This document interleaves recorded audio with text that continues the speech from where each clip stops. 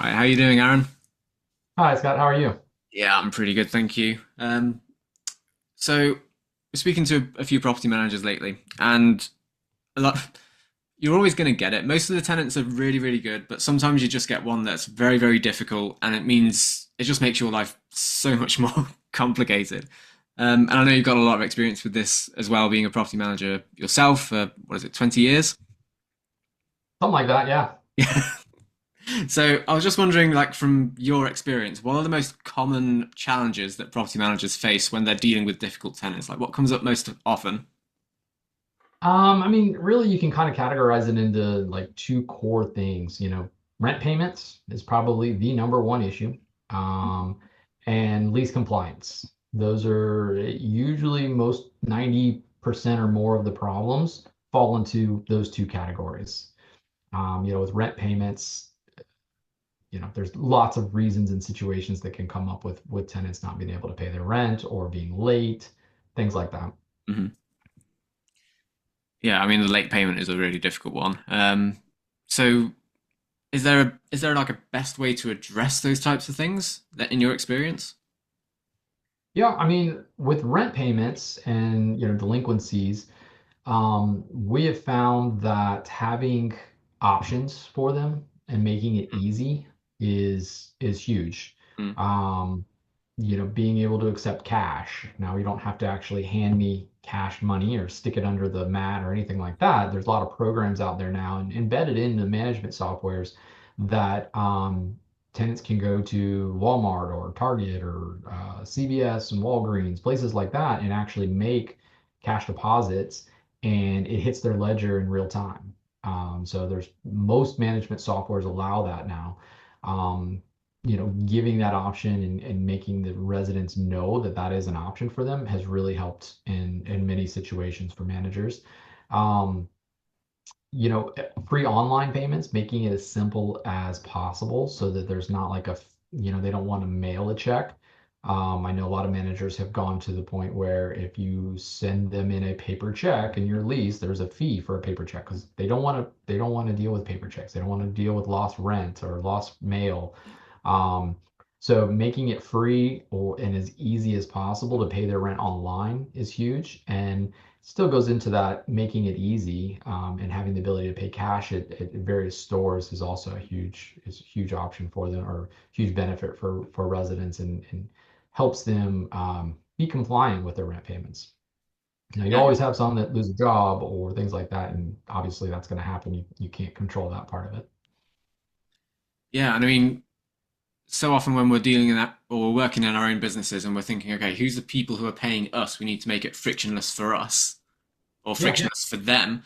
But then in property management, you have this slightly weird dynamic where you're being paid from someone else who's different to the person who's kind of receiving your service. Um, Yeah.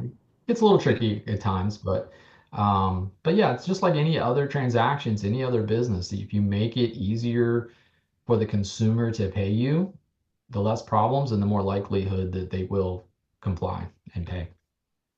when it comes to like difficult tenants, when there's like maybe trust issues and things like that, we hear stories all the time of tenants being really screwed over by landlords or vice versa. Yeah.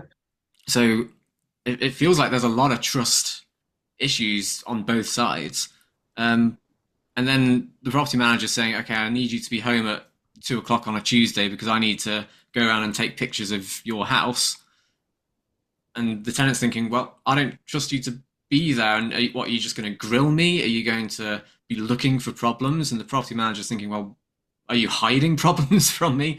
It just becomes this Right. really big mess when it comes to trying to inspect property. So how can a property manager kind of handle that situation?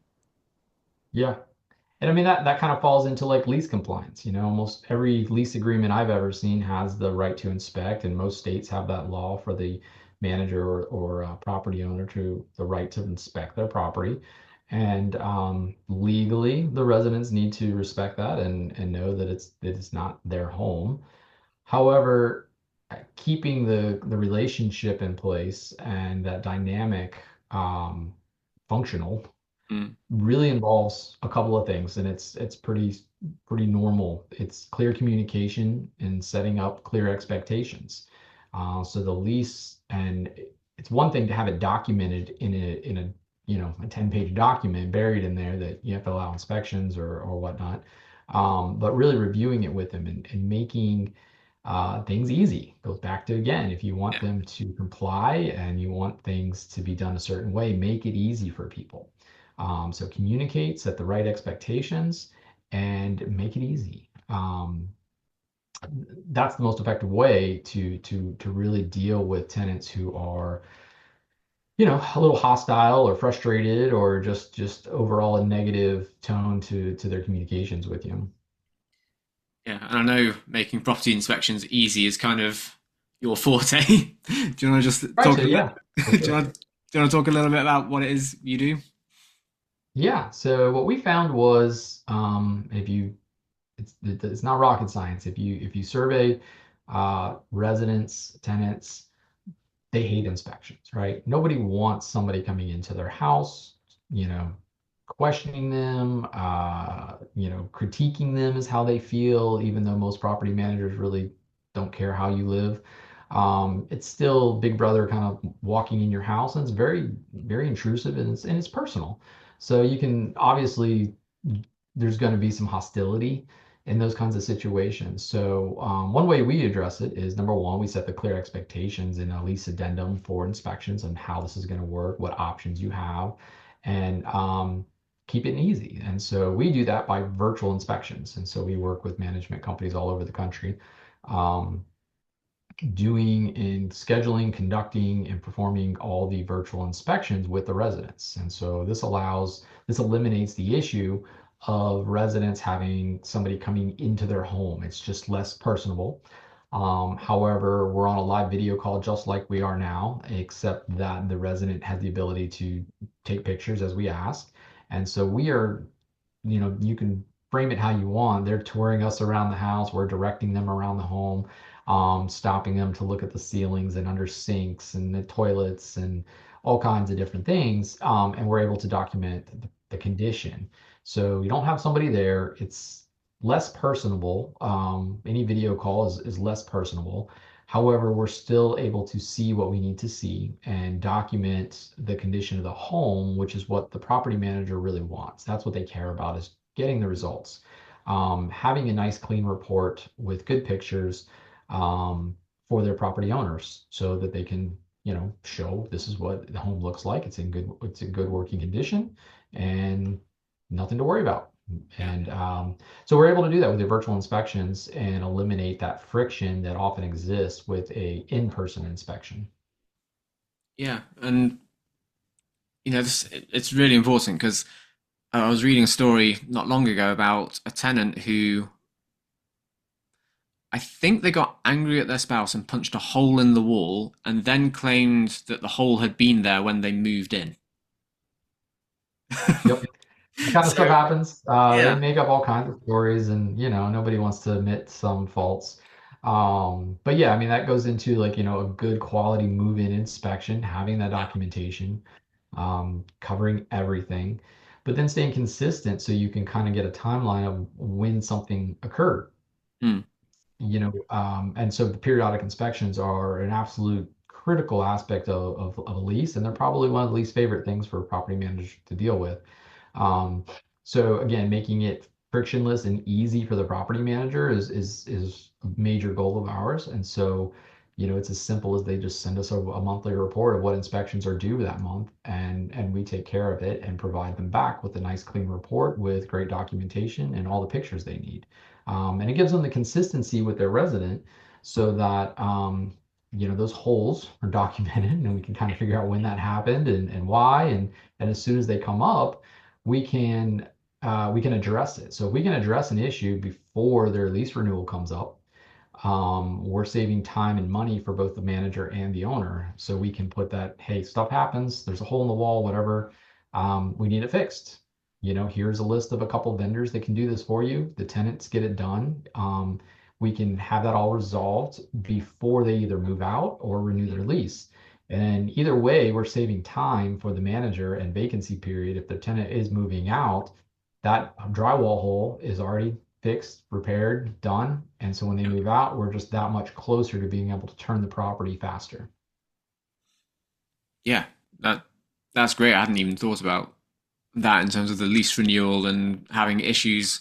If there's downtime because you're trying to repair all these issues that happened over the course of the Yeah. lease, yeah, you're losing a lot of money there. Yeah, that's a very real problem. It's a very time consuming problem. Mm, And then you're also dealing with the cost, right? So we have a security deposit, of course, but maybe there's other things. It's often the case. mm, Repair costs are very high right now, and there's many situations where the security deposit isn't going to cover all the repairs. So if we can get a $300 drywall repair out of the way and not utilize any money from the security deposit, the problem is solved. The resident's taking care of it. It's met our satisfaction. And now at the move out, if there's other issues, now we have that much more money mm. of theirs to resolve other issues that may exist. And so you're actually saving your client, the property owner, substantial money and speeding up the process. Yeah. Um, so let's say someone's doing in-person inspections still, um, and they've got this difficult tenant, and the tenant's just either outright refusing access to the home, or they're saying, "Oh, can we do it next week?" And then the next week comes, and can we do it in 2 weeks? I'm away, and you know, you hear these stories all the time. What's the best way to handle that sort of situation from the property manager's end? Well, it kind of goes back to what we started our conversation with, is that consistency and setting clear expectations. Mm, So we hand out a lease addendum that we have developed over the years. And so every lease and every renewal that we have a tenant sign includes this inspection addendum. And basically what it says is that they're agreeing to do this inspection. They're mm, agreeing to a virtual inspection. They're and setting the expectations. And our version that we provide to any of our clients has a clause in there that they can opt out. hmm No problem. If you'd like to opt out of the virtual inspection, you just adamantly refuse. Well, it's a X dollar fee associated with doing that, and we'll send somebody to your house. You can use the funds to cover the cost, so it's a net zero to you, and you still get your inspection. The resident doesn't have to whatever they have against conducting the inspection. But then also in the agreement, we would encourage people to list out, okay, if you don't allow somebody into the house. Depends on the state and your lease agreement, of course, but most will allow you can give proper notice, whatever your state requires, mm, and then you can go show up with a locksmith and drill locks and replace them if you really had to get to that level. mm, Now, again, you can have a daily fee associated with not allowing entry. You can have a lease violation fee associated with that. There's different ways to incentivize the resident to comply. But then again, if all else fails, you do have some legal options to take more drastic measures. I've never had to do that. I've never actually seen anybody have to do that, but it is yeah, in the documents. We're setting the expectation with the resident that if you fail to perform this, you have or choose not to, you have the option of somebody coming to your home. There is a fee associated with it, so it's a net neutral for us. Um, and if you fail to do any of these, this is what we're going to do. And this is, you're going to be liable for all those costs that it's incurred to drill your locks, replace the keys, replace the lock, and the time. yeah. Which should put anyone off unless they're really hiding something. It, it usually does. Yeah, and Yeah, exactly. And if they're not going to comply, there's a good reason. They have a good reason for not compliance, and you should be concerned, and you should be drilling locks, and you should be entering in the property yeah, using the appropriate channels and methods, though. yeah. Absolutely.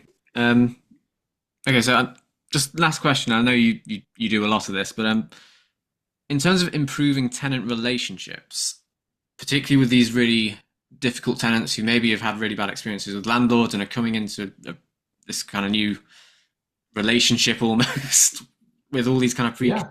preconceived ideas of how the landlord's going to treat them, how the property manager's going to treat them. What role does technology and kind of what you do play with improving that relationship? It eliminates friction, right? So all the technology that we have been coming up with in the property management industry for the last few years is finally at a point where we really can make things easier. And with video technology and video conferencing technology, that's really come a long way in the last few years since COVID, really. That has given us the ability to be able to perform these inspections virtually and still get high quality pictures that actually can be used in a report. We're not doing screenshots or anything. That technology is here now, and we can get that scheduled and performed and without any friction with the resident. They can pick times that are convenient to themselves, to their schedules and their family, and the manager has the ability now to just receive a completed report in their inbox. It's that simple now, and technology has come a long way. It wasn't this service wasn't really available even last year. Mm. This is a new technology and a new way of using the technology. That's fantastic, and it just what you do is really important on the tenant side, and I can just see the real value for it on their side, let alone for the property manager and Sure. free, all the things we've talked about before, freeing up all the time, freeing up the all the money. um, yeah, I can just imagine as a tenant if I'm coming into a rental, I'm thinking, oh, the landlord's going to be here every week, and he's going to point out this one speck on the wall, and he's going to say blah blah blah blah blah, and and then I say, oh, I just have to go on a 15-minute call and walk someone around the house, and that's it. That Yeah. what? We're That's still so going to easy. capture the same information, Yeah, but yeah, it's less abrasive. yeah, completely. And I don't know, I'd be really funny about letting someone into my home to scrutinize every inch of it, as I think most And people that's would how they be. feel. Yeah, because I know you said it's not their home, it's not their house, but it is their home. You know what I mean? That's right. It's it's such a difficult relationship to manage with that kind of compassion, and it means the property manager doesn't have to be the bad guy if they're using your service. So Right. yeah. Yeah, we're able to be the the bad guy that's reporting this or documenting that, and and that does happen, and they will get lease violations after their property manager sees what we flag. If we find trampolines and swimming pools, which happened in one house this week. I'm sure we're going to have a very upset family, and it's unfortunate, but we're also going to have a very happy property owner, and reduce the risk of everything that comes with above ground pools and trampolines in the backyard. Most leases do not allow for that because there's insurance issues for the property owner. So yes, I'm sure there's some kid out there that's not real happy with us right now, but at the same time, we are doing our job. We're helping facilitate that, and the property manager just can avoid that confrontation right there in the house Mhm. and have the pictures and just go straight to the solving the problem. Yeah, awesome. Well, thank you again so much for your time. I always learn so much on these calls. I just love speaking to you. But yeah, we'll speak again soon. Have a good week. Thanks, Scott. Have a Bye. good one.